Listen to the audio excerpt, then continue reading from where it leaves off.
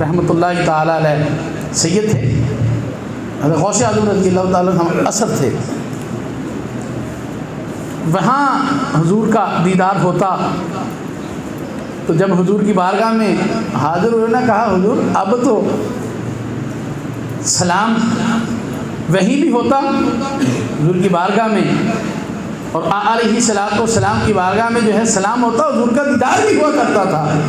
کہا حضور اس سے ہٹ کے ہونا چاہیے، حضور کی بارگاہ میں سلام حاضر کر کے کھڑے رہے یہاں تک کہ علیہ الصلوۃ والسلام نے ید اللہ والا ہاتھ باہر نکال کر امام رفاعی رحمۃ اللہ تعالی علیہ السلام کے ساتھ جو ہے وہ حضور علیہ الصلوۃ والسلام نے مصافحہ فرمایا۔ سبحان اللہ۔ اور حضرت غوث اعظم رضی اللہ تعالیٰ عنہ کہتے ہیں کہ میں بھی اس وقت وہاں پہ موجود تھا اور میں نے جو ہے وہ علیہ الصلوۃ والسلام کی ید اللہ والے ہاتھوں کا دیدار کیا ہے۔ سبحان اللہ۔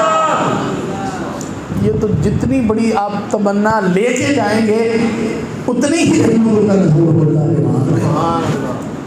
جو بندہ یہاں سے ذہن بنا کے لے جاتا ہے پھر آقا اسے نوازتے ہیں۔ حضور علیہ الصلوۃ والسلام جو ہے اس کے اوپر جو ہے اپنا کرم فرماتے ہیں۔